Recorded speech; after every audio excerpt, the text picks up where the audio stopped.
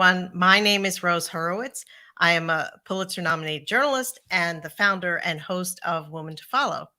I'm very excited today to introduce my guest for episode 32. My amazing guest is Angela Vasquez-Giroux,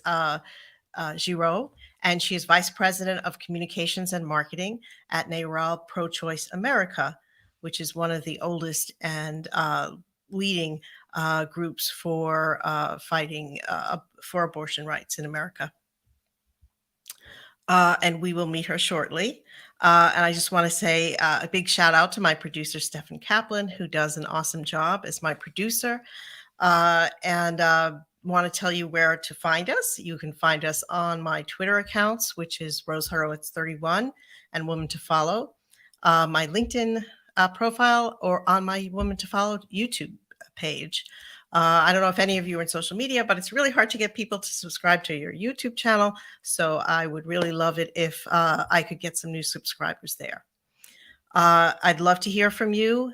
Tell us where you're watching from. Let us know your questions for Angela. You know, it's a really a great topic for questions. And let me tell you a little more about Angela. She leads NARAL's research and communications team, driving the narrative around abortion and reproductive freedom. She began her career as an award-winning journalist before becoming a political strategist in Michigan. As press secretary for the state Senate Democrats, she worked with reporters to break the Flint water crisis story. In 2018, Angela launched the campaign of now Michigan Attorney General Dana Nessel. Before joining NARAL, she served as Vice President of Communications and Marketing for Planned Parenthood of Michigan and Planned Parenthood Advocates of Michigan. So let me welcome Angela. Very excited to have you. Hi, Angela. Hi there. How are you, Rose? I'm good. How is Michigan? Are you in a cooler part of the country than the rest of us? Cooler than the rest of folks, but still fairly warm for us. Although today has been much better than the hot 90s that we had a few weeks ago. Okay. As we go, Carol King is tuning in from West Central Florida. Thanks so much for speaking with us. Strong Body, Strong Soul is tuning in from California and thanking us for having time for the conversation. So thank you for joining us. Before we go into sort of more of the background about NARAL and what you do as part of the organization, there have been some, horrific actions that we're seeing from one in particular. I mean, there's so many, but one in particular against women's bodily autonomy is that the 19 attorney generals have written a letter to President Biden saying that they want to have the health records of women who have sought abortions in other states, if these 19 states, have various degrees of restrictions on abortion access, and they are saying, okay, we want to go to you in New York or in Massachusetts and say, okay, we want the records of this citizen from our state, and we want you to tell us what she did. So, which is just like, talk about a police state, right? Yeah, I think what's really mind-blowing for a lot of us in the movement is, we always knew, and we've been saying that it was never about states' rights. And in this case, if you still believe that, then you have to really understand that what Republicans think of state rights is that they have a right to control your body. There's literally no other explanation for why they would want to take your records and see where you were going and what you were doing. A true states' rights issue would, you would be free once you pass those borders. And it's frankly just un-American to think that, you're wherever you're living today somehow can claim ownership of you in perpetuity. It's really appalling. It's overreach at its most horrific, and it's really just the beginning of the lengths that this party will go to enforce their very minority opinion on the rest of us. How would you explain why they're going to this kind of length to protest this? Well, Yeah, it's you know, we've known for a long time that more than the majority of people in this country support access to reproductive freedom, and in particular, access to abortion care. The number that we've had for ages has shown itself to be true. It's 80% of people believe that abortion should be safe, legal, and available. Um, that, for a long time, that was masked by the fact of gerrymandering, by voting suppression, and by the fact that we never really had abortion on the ballot. But now that it's clear what the end game is, it's also clear that there's virtually no citizen support for these policies and these laws. And so when you don't have support for a law, you grasp harder for control. And uh, that's really what this ends up being, is a sign that it's about making sure that you and me and everybody who lives in states where abortion is inaccessible or banned are forced to comply, whether whether you want to or not. This is the future that this party is attempting to force upon us. and what can people in red states where that are that are could be victims of this do, and also what can we who are in blue states do? I think if you're in a blue state, the number one thing you can do to directly help people who are being impacted by all of these bans, not just the potential impact of this legal action, is to donate to an abortion fund, donate to an advocacy group, donate to any organization that helps support people who are seeking care. Volunteering, also amazing. Many hands make light work, and we have so much work to do to fix this crisis. I know that people, especially young folks, are very tired of hearing us say, vote, vote, vote, but there are very crucial elections on the ballot. We have one coming up in Ohio on August 8th. We had one in Wisconsin with the Supreme Court. We had one in Virginia in a Democratic primary for the state legislature. There's no better example of how consequential elections are and how much how much your vote matters, than both, the outcome of 2016 and the flipping of the Supreme Court, and what we see now, where, in Kansas, people protected the right to abortion. In Kentucky, in Michigan, in Montana, when people are able to use their voice, they use it in favor of freedom and rights. And we need to continue to do that, especially right now where so many people are having their rights taken away and being oppressed. Tell us, I saw on Twitter that NARAL was talking about what's happening in Ohio. Can you tell us about that and why that's so important? Yeah, one thing that we've been seeing since really the dawn of SB 8 and knowing for certain what was going to be happening with the Supreme Court is that people aren't willing to let their rights go without a fight. And one of the most powerful ways, especially in states where it's top to bottom, red from the governor to the legislature, one of the most impactful ways that people can assert their beliefs and their values when their lawmakers won't do it for them is to initiate a piece of legislation or a constitutional amendment via the ballot. That's what happened here in Michigan. That's what happened in Kansas. And, like we were saying, right, 8 in 10 people support the right to abortion access, but that's not the case in these very extreme, very gerrymandered legislatures like we have across the country. And since they know that they are not representing people, they know that this is not what they want, and they know that people in Ohio are going to get this issue on the ballot, and that the people in Ohio will win in support of abortion rights, they are attempting to change the rules so that it will be nearly impossible to gather the number of signatures citizens in Ohio need in order to advance this ballot initiative. So, they know that the solution to the problem that they're facing immediately is to find a way to preserve, protect, guarantee, expand abortion access. They know that the ballot is the way to do it. The Republicans know this too. They know that if it gets on the ballot, they're going to lose. So they're trying everything in their power, changing the rules, cheating, to keep it from getting on the ballot. And that's what makes this August 8th election in Ohio so important.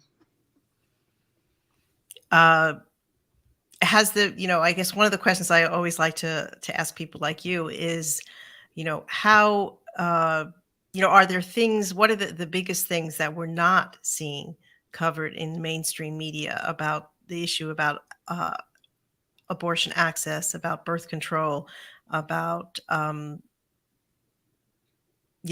the money, having people having money to get the care they need for women's health care? Yeah, that's a great question. Up until a few days ago, I would have told you it's that story of the 19 attorneys general who are attempting to essentially follow you out of state and punish you for accessing care that's legal in Michigan, but not in Ohio. But that is getting the coverage now that it really, really deserves, and people are paying attention. What I think is still not quite cohesively illustrated in a lot of coverage is how extreme the policies across the nation have been. I think partly because these aren't national policies, they're one by one in different states. But, we've heard people describe a potential future of Dobbs as a post-Dobbs world, a post-Roe world, as dystopian. And that is undeniably where we actually are today. There are a handful of states where they are attempting to put through legislation that would allow prosecutors to charge people who have abortions in states where abortion is illegal, to charge those people with homicide. And in many of those states, homicide is punishable by the death penalty. So there is a growing number of states in this country where Republicans are purposefully putting forward and supporting legislation that would allow them to put people to death for having abortions. And this is not hyperbole. This is not an exaggeration. This is the state of the nation right now when it comes to abortion. And it's terrifying to think about it for too long, which I suppose is maybe why it's not getting the coverage it deserves. But how quickly in 1 year we flipped from being a state where, or from being a nation where, abortion was supposed to be regulated state by state, to a place where you could be punished by the death penalty for having an abortion out of state, which your lawmakers would know because they were going to, subpoena your records. It's unimaginable and it's unfathomable, but it's real. And that story of, the extremeness of these policies, I think still really needs to be told. And what states or state is that happening in? South Carolina is the big one. A handful of other states, I think, that have this. I want to say Texas is one. I can dig up some notes, but it's a handful of southern states. Mm-hmm. Well, I'd love to amplify that. Yeah, I will definitely get you. Yeah. Thank you. Dr. Yen, Sophia Yen, is a pediatrician in California at Stanford, and the founder of a woman-owned company that helps provide birth control access. And she's commenting, "We need the right to bodily autonomy. Yes, it's absolutely un-American to claim ownership to anyone and to only those with uteri." Dr. Yan, if you have a question, is joining us, I think, from Florida. Why is no one talking about medical records privacy?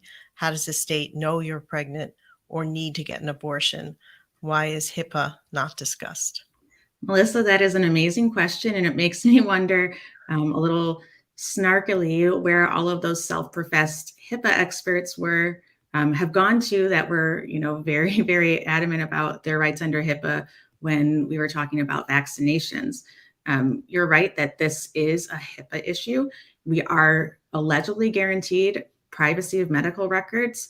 How a state would know you're pregnant or that you need to or get an abortion. I think, what we saw under SB 8 and what we've seen across the country when women have already been thrown in jail for having abortions, even before Roe was overturned, it's almost always there's a tattletale somewhere, right? There's someone who calls the police and files a police report. And whether any of those things are grounded in law, in these states where you have the appetite to prosecute women for having abortions, they will find a way, and that police report will turn into a living nightmare for someone else. So it really is this sort of bounty hunting vigilantism that neighbors are turning each other in. And, it's hard to protect against that, right? No one wants to live that way, but that's the way that we're going to be expected to live. Isn't Texas that they're giving bounty to people who are turning in other people? Yes, that is the novel enforcement mechanism under Senate Bill 8 that the Supreme Court said, oh, that's just too cheeky. We can't touch that. And that is why Texas has the unfortunate distinction of, being the first post-Roe state, pre-Roe falling. Mm-hmm. Okay. Carol King, who's a journalist in Florida, is asking, how can journalists do a better job to inform students, voters, and volunteer educators and others across the country ahead of the Ohio special election? So much respect for you, Carol, as a journalist. I know it's a very tiring and thankless job, so thank you for the work that you're doing. Obviously, writing stories is number one, but you also know, I'm sure from being a journalist, that it's all about the promotion and making sure that it gets in front of folks. So, part of it is a little bit of a kind of unfair hustle culture, right? We need to make sure that folks who can get this in front of people who need to see and hear it, who need to know this news, can do that. So, reaching out to any youth-focused groups in town, any civic engagement groups. There are lots of organizations that are organizing around elections year-round or that are engaged in these more broad fights to preserve democracy that aren't necessarily plugged in to this very, very real and very imminent threat to their rights. And I think I would go there also, right? Union halls. We're in Michigan, so unions are the number one here, but the teachers unions, any progressive churches, there are tons of places where I think people need to hear this news, and they have networks, and that's a great place for them to hear that news from people they already know and trust. Thank you. Strong Body, Strong Soul is Maria Humphreys is saying HIPAA goes out the window when there is backing for the witch hunt that's happening. 100% agree. Unfortunate. So to step back a little bit to the 2022 elections, could you talk about NARAL's research, what it showed about the public opinions and attitudes about abortion in that election, and how that has changed since, Roe was in 2000. Yeah, since Roe was overturned by the Supreme Court. Yeah, we had some pretty fortunate timing with some of our research. We had fielded a poll before we got news, I think before we got news of the leak. And then not long, I think 3 days after Roe was actually overturned, and there was a marked shift in the amount of, in the feelings people were registering about abortion access and care, in the amount they were hearing about it.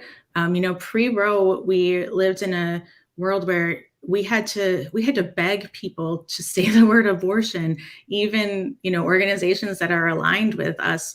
And sometimes, for a while, even the pro-choice movement had a hard time saying abortion front and center. We went from that to a moment where some research from Perry Undum found that something like 97% of people in the 6 months following Dobbs had heard about the case.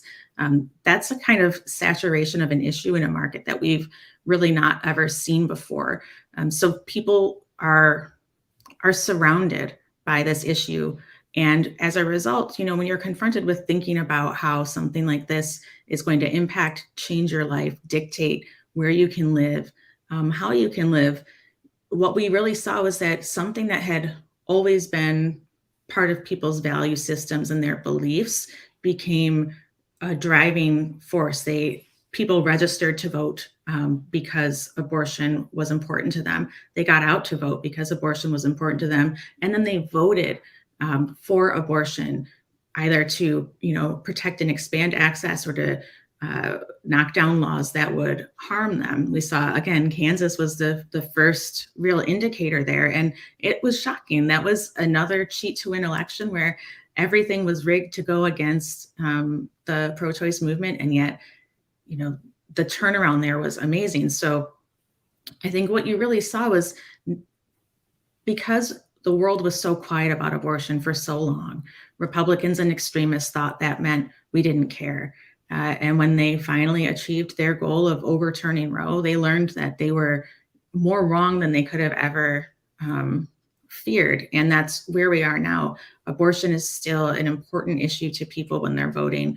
We saw that in the Virginia primary, where headlines a few days after the election were from the candidate who lost was, "I lost because of abortion. I lost because I am not a pro-abortion Democrat, and my district will not abide by that." They understand how much local elections matter to their basic human rights.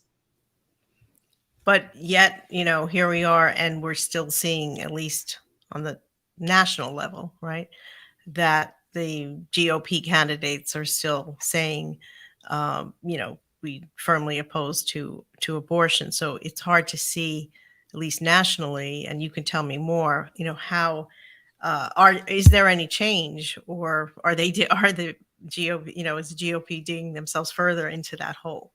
They are. It's, they've gone from having a shovel to really, like a highly mechanized backhoe at this point. Their polling, our polling, public polling all shows the same thing. They are drastically out of step with voters writ large, but they're also incredibly out of step with their own voters. In many cases, we've been seeing polls where numbers like 47%, 57%, depending on the specifics of the question, 60%. There was a poll out the other day that I think 65 or so percent of Republicans said that they think the Supreme Court needs to be investigated for their ethics violations, and that it's impugning the trust of the court. That's a wild swing from the position of the rank and file Republicans in DC. And it's the same with abortion. They are completely disconnected from the reality on the ground. And, part of it is, again, with gerrymandering, with this echo chamber they've created. It's impossible, I think, for them to break through their own echoes and hear that, the policies that they're creating and that they're enforcing, they don't have a partisan bent, right? If you're a Republican and you have an ectopic pregnancy, you're in danger. If you're a Democrat and you have an ectopic pregnancy and you live in a state where there's a ban, you're in danger. And at the end of the day, Americans care about being able to manage their lives, raise their families, and be happy and, make the choices they want to make. And they're not being permitted that now. And, they feel betrayed by their party. They're starting to fall off. Independents have already completely abandoned the Republican Party. So, you're right. We keep hearing this at the national level. They're sticking to this and they're digging. But it's a bizarre strategy. It doesn't make any sense to anyone who wants to win an election. But maybe they're assuming they won't need to win because they do have always plans to try and cheat. I won't comment there, but in terms of the numbers, let's say since 2022 and what we're seeing in 2023, um, what's changing? Is it distrust of the Supreme Court? Is it further erosion? Further like within the Republican Party that people are saying they don't support abortion, ban, the abortion ban, and they want to see, but more bodily autonomy and abortion access for women. I mean, what are some? I know you're head of research, so what are some numbers that we can kind of grab onto and that will help us understand this? Yeah, I will also dig out, hopefully before we're off, I'll find the link. We have a memo out as part of our Dobbs anniversary work that does really a great job of putting together all of the opinion polling and all of the proof that shows how Republicans are out of step with voters when it comes to issues around abortion, whether it's, how they should regulate it, should they regulate it at all? And those numbers are, again, they're pretty astounding. A poll that we were part of in April found that I think it was 55% of men who voted for Donald Trump in 2020 thought that the GOP was going too far with the bans in the states. I mean, that's a very specific group, right? Like, that's the hardest group to really break through to when it comes to supporting abortion access to begin with. And then you whittle that down to Trump supporters in 2020, after we know all the things about Donald Trump. And that's just a sense of how wide this gap is. And it is, as you mentioned, the same with the court. There's a growing number of Republicans, obviously Democrats, obviously independents, who see what the court's up to, who see it as rubber stamping extremist ideas and policies, overturning precedent that's been in place for 50 years.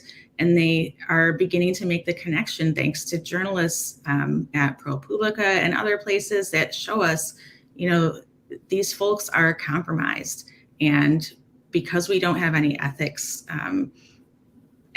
policies in place that are holding them accountable, because we don't have things like term limits,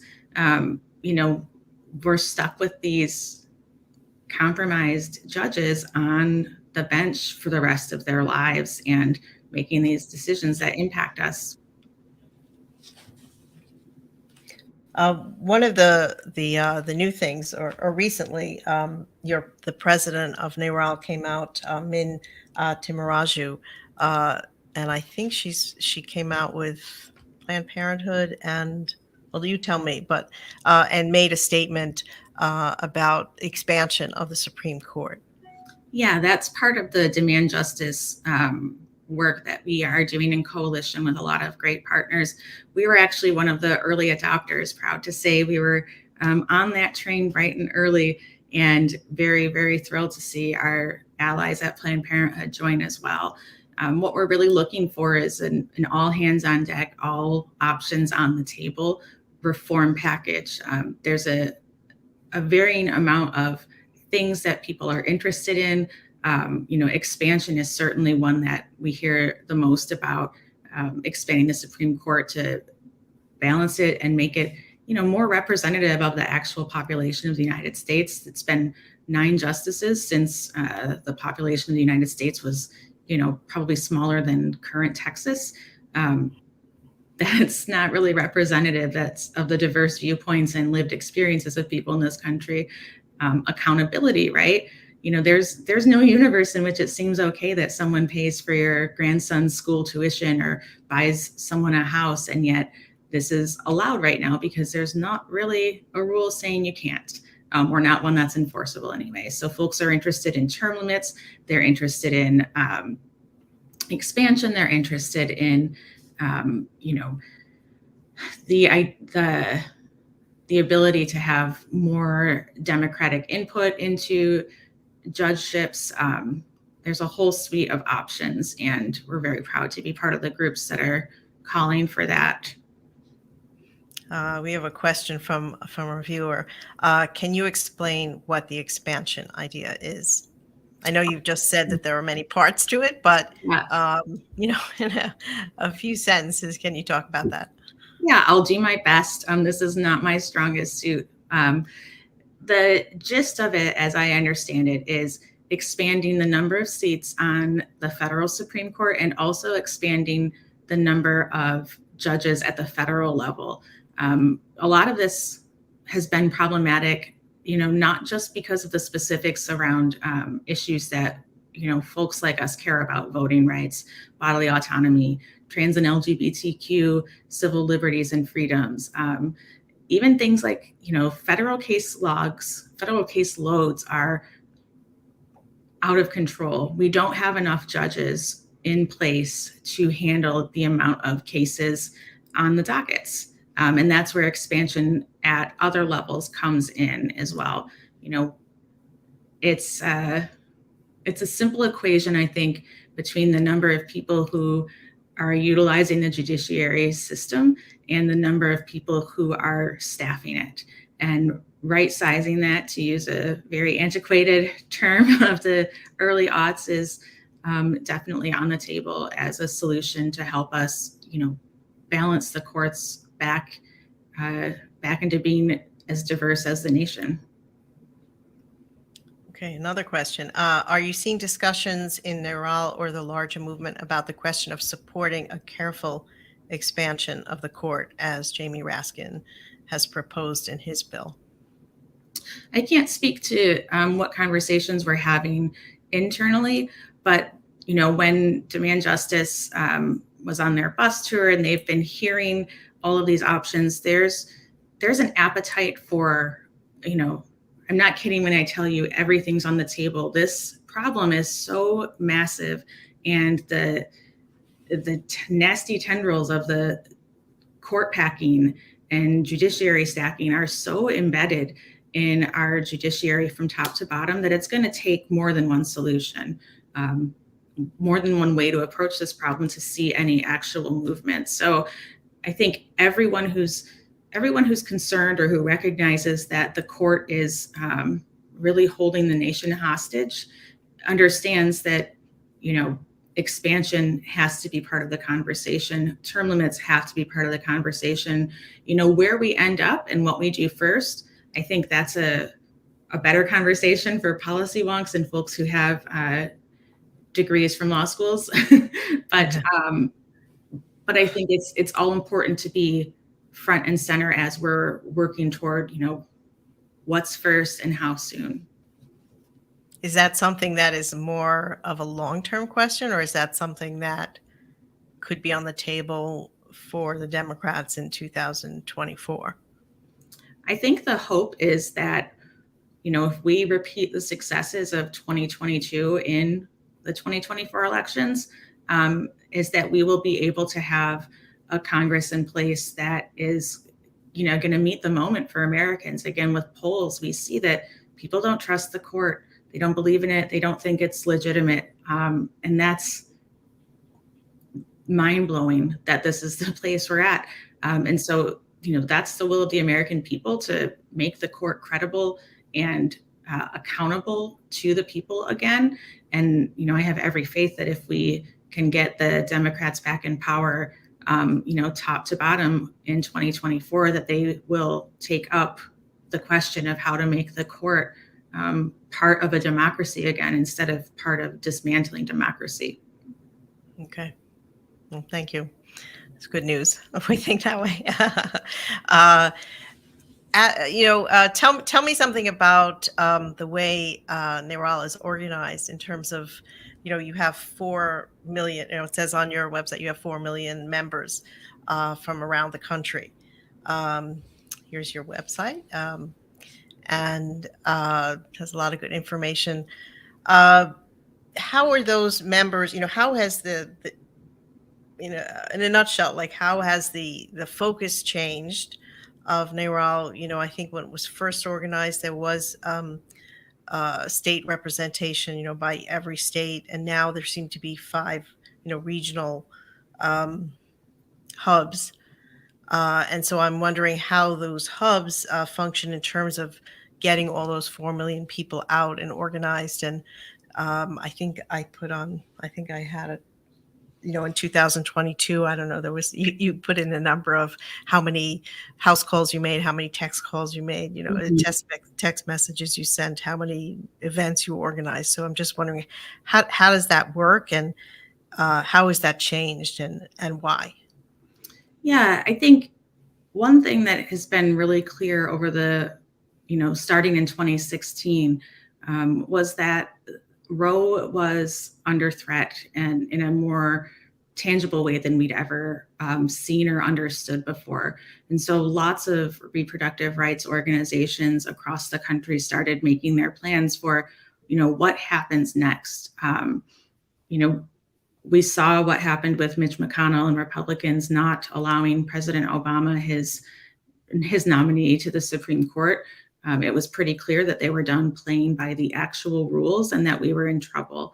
And we knew that at that point, we would end up with a patchwork of access and restrictions state by state, and that there was going to need to be more focus both on state policy and how state policy is connected to federal policy and federal impacts. So for NARAL, we've really taken a two-pronged approach there. We have been focusing on state and federal level work. We have chapters in, I think, five states.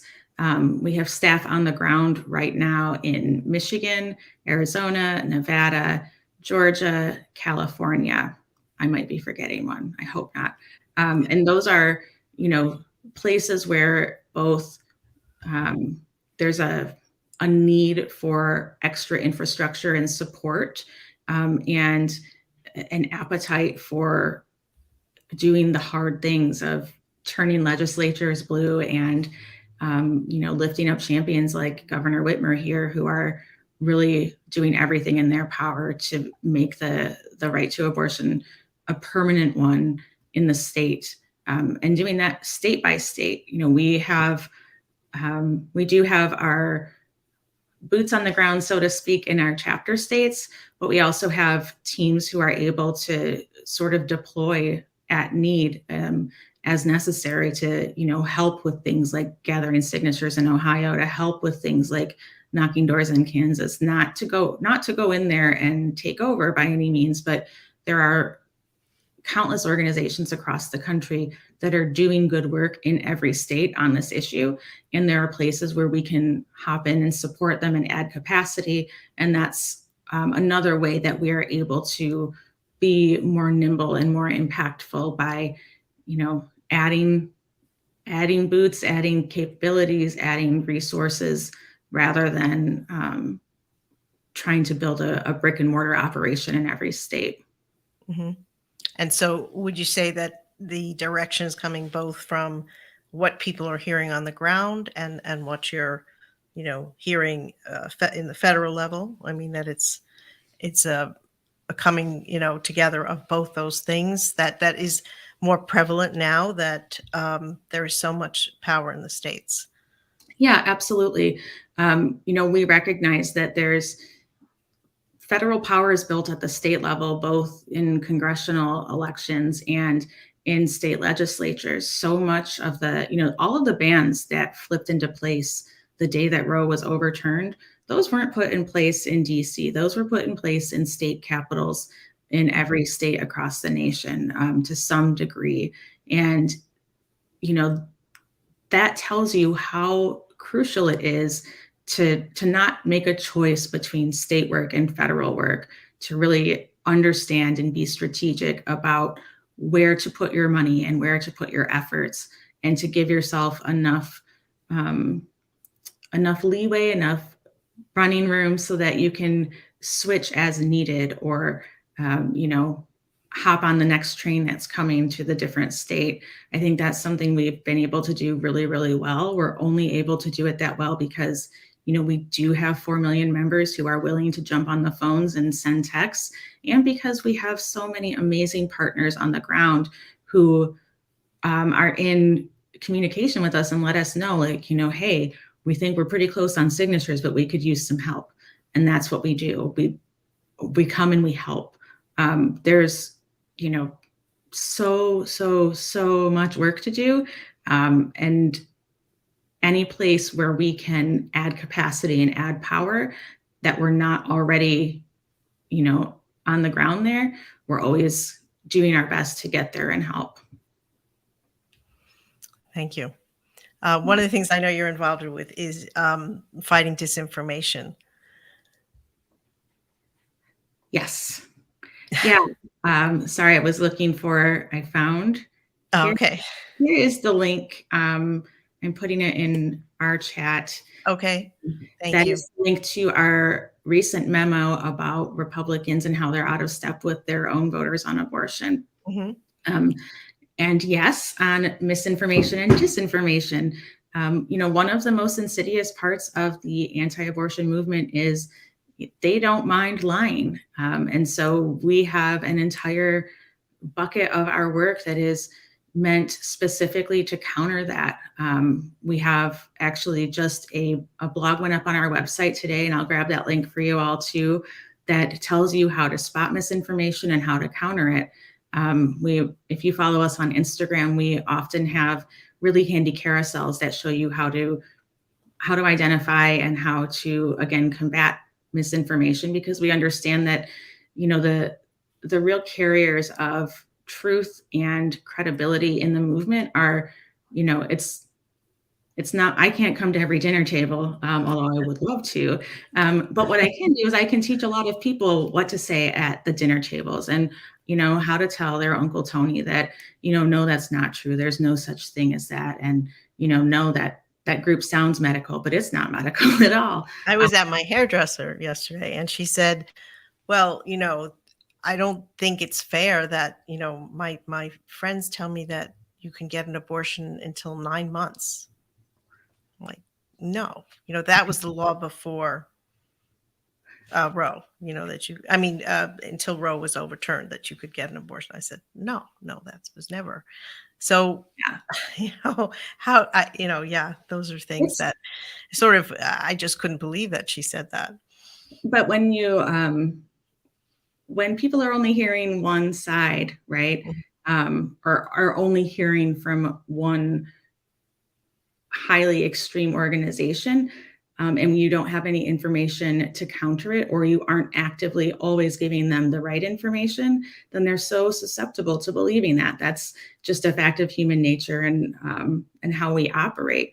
So, the part of our operation on the research side is both to consistently find and surface and amplify, really good information, and then to teach people how to use it in ways that are accessible and easy, so that you can tell your hairdresser, like, Sally, come on, do you know any single woman on the face of the earth who would decide on a whim at 38 weeks pregnant that she didn't want to be pregnant anymore?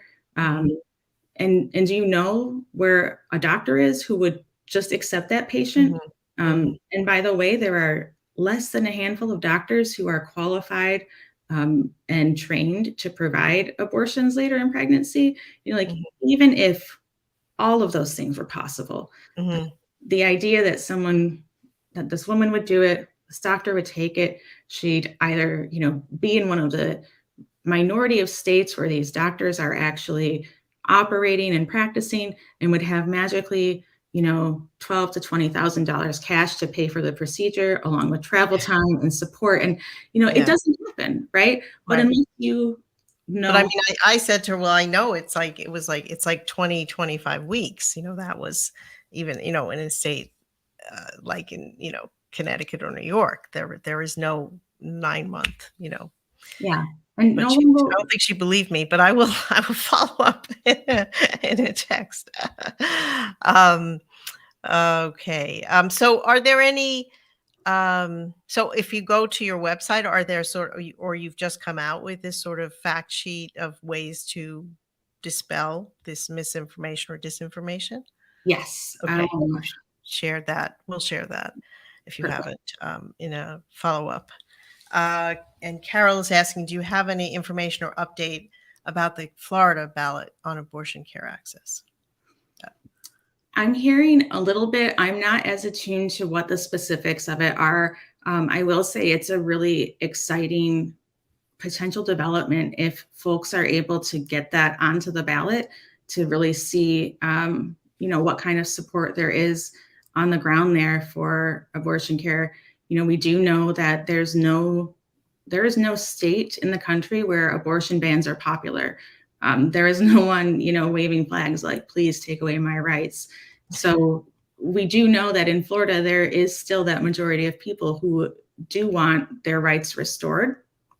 I think the real question is again going to be, can they get it on the ballot, and will they have the support to win? Because at the end of the day, that's a lot of money spent trying to get your message out to a lot of folks.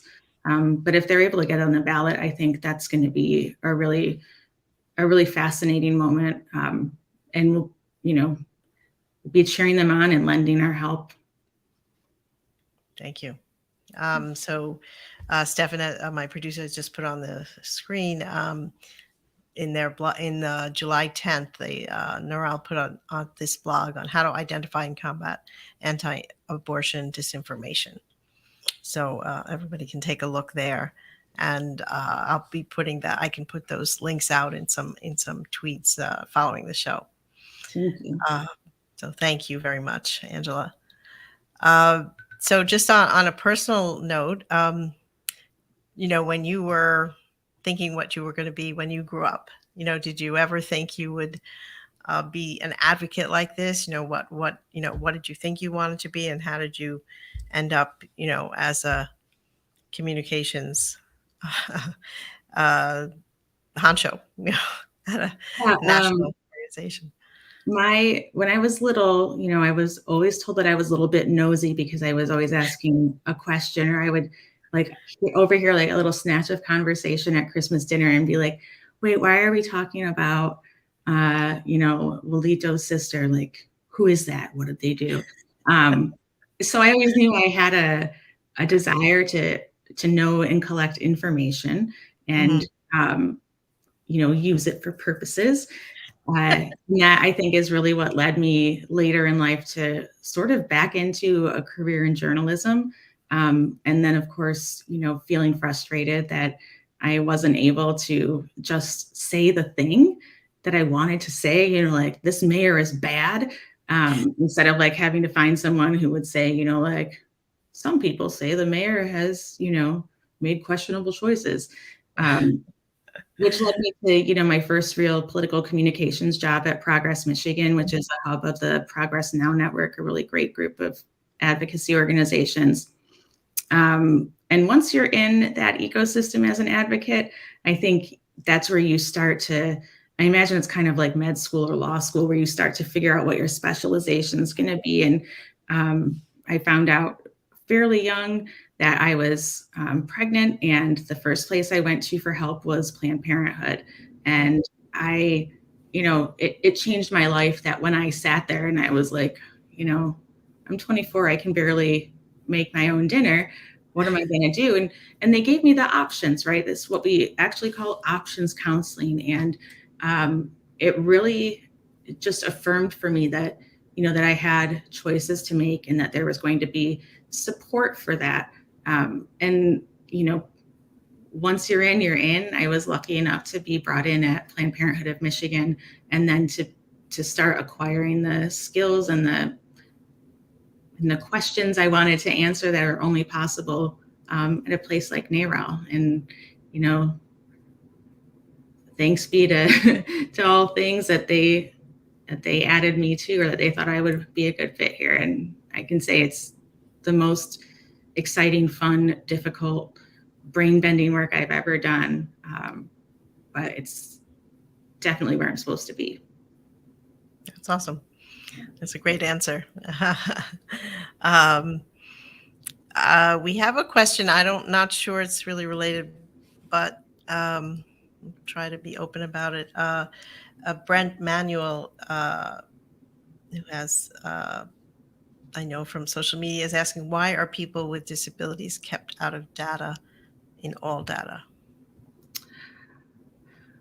Probably a person who has some training in statistics would be your best answer here, but I will say that one of the failings of data collection that we're starting to see is that it doesn't really capture the story of who's impacted, right? People with disabilities have a range of different concerns when it comes to accessing reproductive health care, even beyond abortion. Just regular reproductive care, there's a suite of obstacles they face that aren't captured in data, because you're right, they're not captured in data. The same thing goes for trans folks. We only have numbers that tell us how many self-identified, self-declared women were pregnant in a year. We don't have anything for folks who identify as genderqueer or trans or any range of gender possibilities. And that's a problem because, again, Brent, to your point, it leaves people out. People fall through the cracks. They're not able to access the basic services that they need, let alone the support systems that really great organizations are attempting to build on the ground.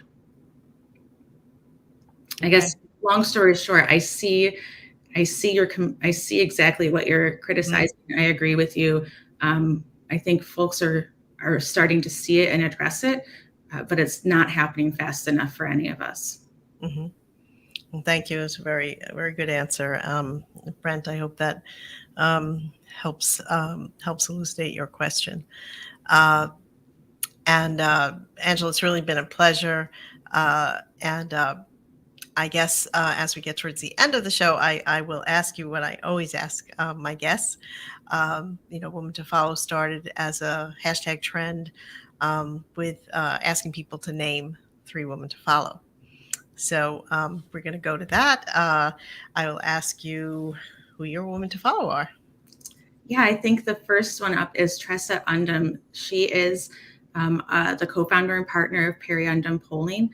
They were the first organization I saw that in 2018 had released some research around how people actually felt about abortion and how it played into the decisions they made when voting. And really, we talk about how I ended up here. It was reading her work in 2018 that had me wondering, like, why are we so afraid of talking about abortion if people really support it and will vote for candidates who agree?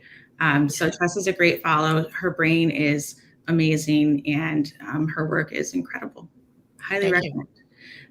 Minnie Timaraju is my boss, and she is a dynamic, incredible, revolutionary sort of leader. She's the first woman of color ever to lead NARAL. She's got an incredible work history as being a union organizer or an organizer.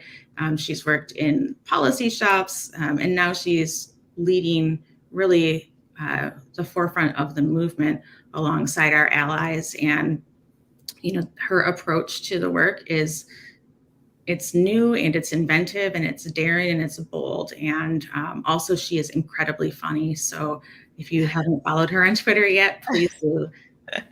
I am following her, and I've been seeing her about every other night on the news, which is a good thing. So yes. The last one here is the NAP ministry, which is, we all are always asking ourselves, how do we combat burnout and burnout culture and hustle culture? And the NAP ministry is the most unusual type of resistance movement I have ever seen. And I encourage folks, if you have some time, if you don't have some time and you're wondering why you don't have any time, scroll their feed for some incredible, brain expanding ideas around, what it means to rest, how rest is resistance, how you can, reclaim your life by saying no to things. And it's, from a justice perspective, it's more than, don't be cranky because you didn't get your nap, although that is true for me most days. It really is about how we can begin to liberate ourselves from the sort of end stage capitalism spiral by saying no and resting. Okay, I have to look it up. I love the name, NAP Ministry. Yeah. Very, very, very direct. Carol King is saying thank you. Thanks Thank for you. joining us, Carol. Really appreciated all the engagement and comments and questions from everyone. Uh, and if you could just wait for me backstage, or I mean, I will just say hello for a second. But before we do that, I'd love to ask you, if you have any closing thoughts on what we should all be thinking about as we move ahead towards state, local, local, state elections, and what we, how we can make sure that we're talking about the things that need to be talked about. Yeah, I know I just spent the last 55 minutes telling you all the most horrifying things I could think of, but I do want to tell you also that we're winning. You know, pound for pound, there have been more protections and expansions of access enacted since Roe fell than there have been restrictions. So that's not to discount the incredible horror that so many people are facing on a day-to-day basis, but it is to underscore for all of us that we can do it. We're doing it already. We just need to do more of it other places. And that's where all of you come in, right? There's always something that we can do, whether it's becoming a little more informed, sharing a little information, signing up for a text bank, sending $5 to an abortion fund, whatever it is that fits your bandwidth and your ability and your desire that day or that week or that month. It matters and it makes a difference. When NARAL loves having volunteers, so and we'd be happy to have you. You can go to our website, prochoice.org, I believe, and prochoiceamerica.org, and sign up to volunteer, and we will get you activated and plugged in so you can, be the change you want to see in the world, as the oft-quoted saying goes. Thank you so much, Angela. Really made a lot of things clearer, and was some very important information and encouraging information for us all to be involved and aware. So thank you so much for joining me, and uh, we'll be sharing some of your lessons in the in the coming days. So thank you again, Angela. Thanks so much, Rose. Thank you. So thank you, everyone, for joining me. I really enjoyed this conversation with Angela. Learned a lot. I hope you did too. And any ideas you have for future guests, I'd love to hear them. Future topics, let me know.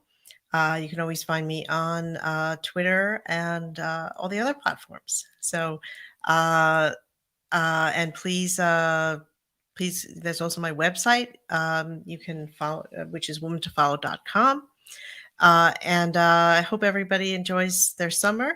And we'll be back in August. I have a show planned. So thank you so much. Thank you, Stefan, for the great producing you do. So appreciate it. See you all again soon. Bye.